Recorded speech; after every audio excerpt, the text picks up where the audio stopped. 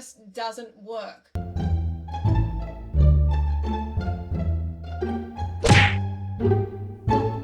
So hey, here we are on my new channel. Welcome to my new channel. It is 5:30 in the morning and we are going to get straight into it. I am Freely, the women's permanent weight loss expert here on YouTube. And on this channel, I weigh in on popular diets and dieters. For a quick rundown, you can read part of my bio on the About page. So, with this everything wrong with insert dieter's name, this is going to be a series on this channel. And as highly requested, yes, I'm also going to do a vegan plant-based version as well. So make sure you subscribe if you want to see that. But for today, I'm going to outline everything wrong with Stephanie Buttermore's all-in approach. But hang on, don't lose hope, okay? Because the next video is going to be highlighting a lot of what I find right about Stephanie's approach. And her all-in unlimited calorie approach is what I've been recommending basically for the past 12 years. But obviously of different foods. And hang around for point number 5 in the video because that is maybe the most important point in the whole video. By the way, if you want to see more of these everything wrong with videos, then definitely vote on this video. It really doesn't have to be a like. It doesn't have to be a like. You can give it a thumbs down if you hate it. That is cool. Just do something. Okay, let's get into it.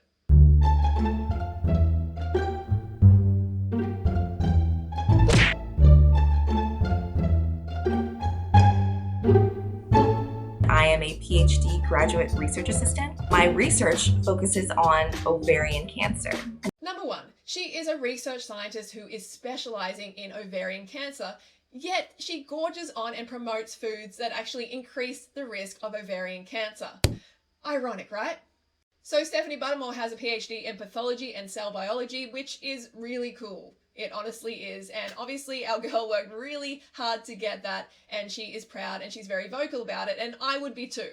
So pathology is basically the study of the cause and effects of disease, which we know is strongly tied to diet and lifestyle. And I don't know about you, but I've always been into etymology.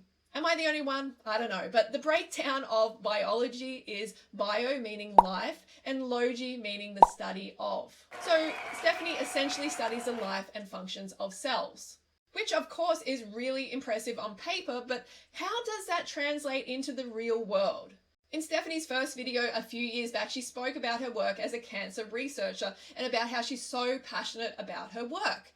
So naturally, what gets me here is that if you are so passionate about your work that can potentially save the lives of women, then Stephanie, why in other videos are you then stuffing in foods that actually increase a woman's risk for female-specific cancers like ovarian cancer? The studies show that diet plays a crucial role in the progression or the regression of ovarian cancer.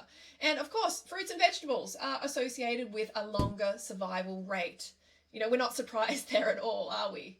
And a vegan diet showing lower risk for female-specific cancers compared to other diets. Meat and dairy, on the other hand, is associated with a higher risk of ovarian cancer. So it's just, I'm like, what is going on, Stephanie? So Stephanie has also discussed her blood test results. She hasn't actually shown her blood test results, but she discussed them and she said that she was low in estradiol, which is a steroid hormone produced by the cells in the ovaries. So it's also specific to her area of research. And I got a bunch of stuff measured, but there were a few things in particular that I was actually really interested in, and that was my estradiol, my FSH and LH, which are other female reproductive hormones, all of my thyroid hormones, and my cortisol levels. And to nobody's surprise, my cortisol levels were pretty high. My thyroid levels were actually normal, luckily, but my female reproductive hormones, so my estradiol, FSH, and LH, were actually really low. But she then uses this low reading as an added reason to go all in and eat everything. And I wanted to get a second opinion on this, so I did reach out to Dr. Rinaldi and I asked her about my reproductive hormone levels, and she also agreed with the fact that they were really low. So aside from trying to fix my extreme hunger, I did have other incentives for going all in. Like, yet we have science showing us the negative impact of ingesting these steroid hormones that are found in animal products. I mean, she is a cancer researcher. She is an ovarian cancer research scientist, which she likes to tell everyone. So she should be aware of this. So what do you think about this? Let me know in the comments below, because it blows my mind. I find it just plain irresponsible for her to film herself eating and essentially promoting the consumption of hormone disrupting, ovarian cancer causing foods, when she is, meant to be researching and so desperately trying to find the answer to this condition. I mean, like, does Stephanie want to give herself ovarian cancer and then experiment on herself or something? I don't know. But what I do know is that this is highly hypocritical, irresponsible, and just plain wrong.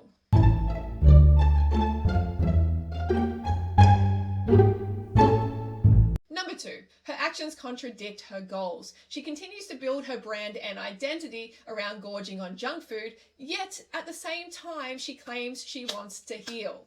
She has essentially made this all-in approach her identity and her revenue source. She even has an Instagram page called Steph's Hollowed Leg, where she showcases post after post of processed, disease-causing junk food that is far from healing her body. The more I look into her content, the more it starts to feel like, another approach to mukbang, another way to get views and make money. I could be wrong on that, but it kind of just feels that way. But that's beside the point. Eating unrestricted of what is essentially poison for the human body is not a healthy way to heal. Just because we can eat something doesn't make it food. I've noticed that Steph wears and also sells merch that says always hungry, even though she claims that she wants to heal her extreme hunger. So this is very contradictory to that desire. And appropriately wearing "assume I'm hungry" shirt. Your girl is always hungry. Sure, it might seem funny. It's like, oh yeah, always hungry, that's funny, ha ha ha. But the reality behind it is not. These foods cause pain and suffering, and she has spoken about the health problems associated with eating this way and the endless emotional challenges, yet she oohs and ahs in these videos, in these challenge videos and food reviews, trivializing and making light of the seriousness of this process, which makes me feel like it's not really about healing. She calls her challenges Fantasy Girl Calorie Challenge, which is just glorifying this unhealthy process of going all in on junk food, on anything. She has strongly connected her brand with gorging, so it's going to be hard for her to move away from that. She could be going all in on foods connected with longevity and health, like plant foods, but she doesn't, which really gets me, and it shows a real lack of caring and integrity. My advice is don't identify with what you don't want to be. For example, if you want to lose weight but call yourself fat and identify as being fat, then you will always be fat. And in the same way, if you connect your identity closely with being a binge eater who is always hungry, then you're always going to be that. Look, if you want an approach that works, if you want to read a book that supports the all-in approach, I call it Free Eating under the Raw to 4 umbrella, then check out my Raw to 4 book. Honestly, it has a 30-day meal plan, it's got all the recipes, it actually works. On this lifestyle, you will eventually lose the overshoot weight, like these women have, without restriction. Most importantly, without restriction and healthfully. And you will eventually find your true set point, like myself, like I have. I'm living proof after gaining initially and then losing 40 pounds, all the while I was free eating on high carb foods like fruit, rice, pasta, potatoes, for instance. So it works. I'm living proof after 10 years maintaining the same weight. So check out the book. The link is in the description below.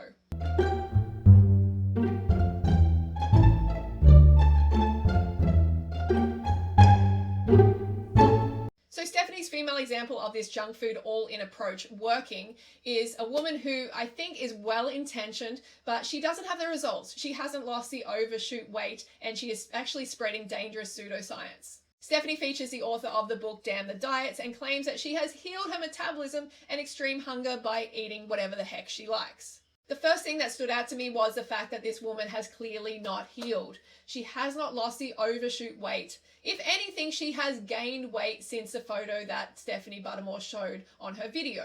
So this obviously makes us question how effective the approach really is, because she is using this woman as evidence.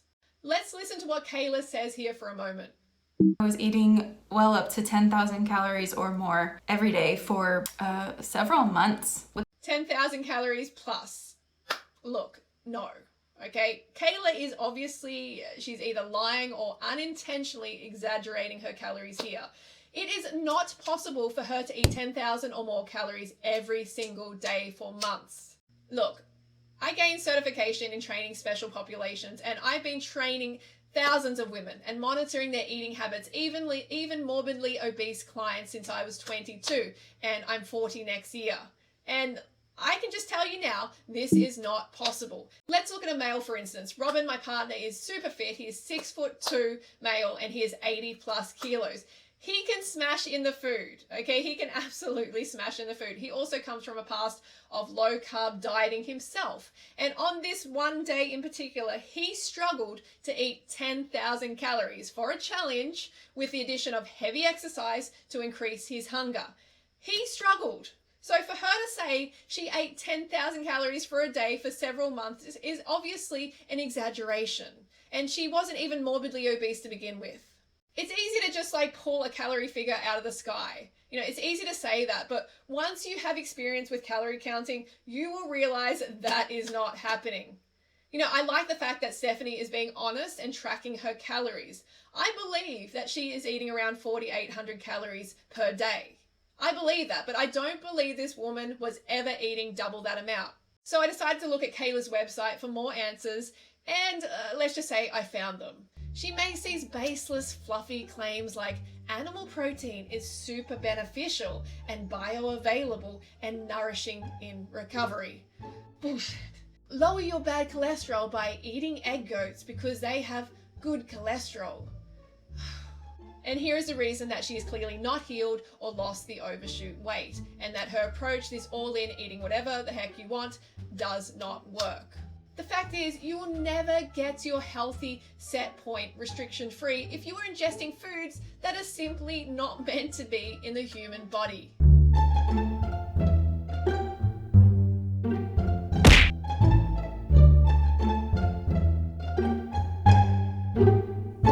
So Stephanie believes that she can eat whatever she likes, and eventually her extreme hunger will subside and her body will find its natural happy set point weight.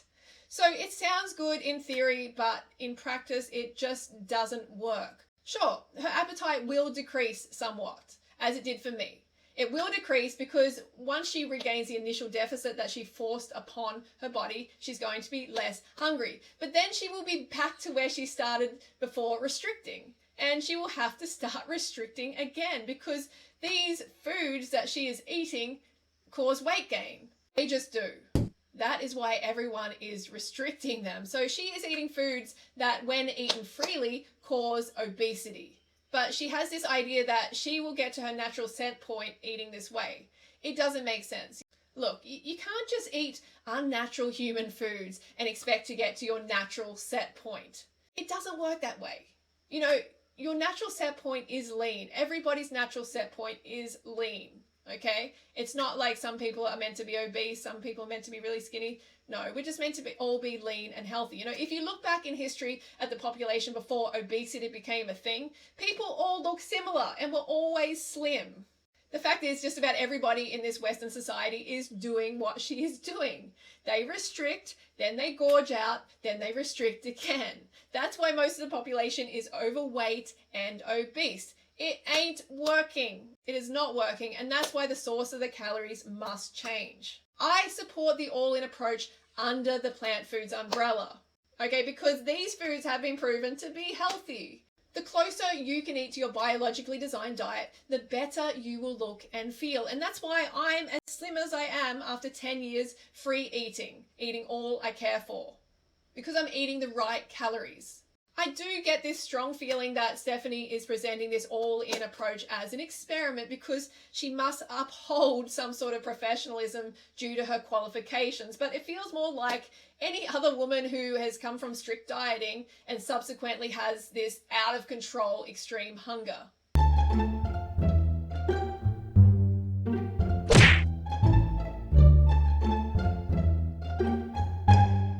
One huge problem here with her all-in approach is that it isn't packed with important fiber. Not many people understand this, but fiber is an essential nutrient for humans, and it's crucial for satisfying hunger and reaching full satiety.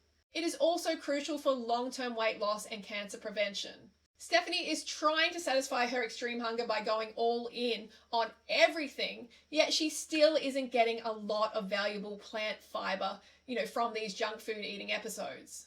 And by the way, only plants have fiber. This is just another reason we shouldn't be consuming animal products, because meat and dairy products contain no fiber at all. So they do not satisfy our hunger and they get backed up in our colons. The highest fiber foods, of course, are fruits and vegetables, and this is why it's essential for Stephanie to go all in on a plant-based diet if she wants to satisfy her extreme hunger. And please remember, it is 2019. None of us need to be eating animals and their secretions. It's just no. It is totally unnecessary. There is no need. There's no health benefits to it. There's only disadvantages to your health and to the lives of innocent animals. Stephanie, it's 2019. How are you not vegan yet? You don't strike me as a laggard in this society, but you certainly are eating like one. Although, since announcing a few weeks ago that I'd be doing a video on Stephanie, she has coincidentally or not coincidentally started eating more plant-based foods. Steph, you could be gorging out on high-fiber vegan junk food instead, and not causing any deliberate harm to any animal and saving your health from ingesting these endogenous steroid hormones found in animal products. Yet you choose to hurt animals instead. I don't understand this, and this is wrong. Okay, so these are the criticisms that I have of Stephanie's all-in approach. However, I have a lot of support for her all-in approach as well, and I'm going to address this in my next video, so stay tuned for that. So let me know in the comments below whether you think my criticisms have been fair or not, and I would love to hear Stephanie's response to the points that I've raised. Please, Stephanie, make a video and address these points. It would, really bring clarity to the issues, because at the moment we have a problem here. Honestly, we need to get Stephanie on the raw till forward diet because she can go all in, like I did myself, all in on the foods in this book and lose the overshoot weight in time and be healthy. Most importantly, be healthy, not hurt animals, and actually just feel satisfied, satisfy her extreme hunger the healthy way. But with her current all in, eat whatever she likes approach, she's always going to be stuck in this restrict, gorge, restrict cycle. You need freedom from that on a high carb vegan lifestyle.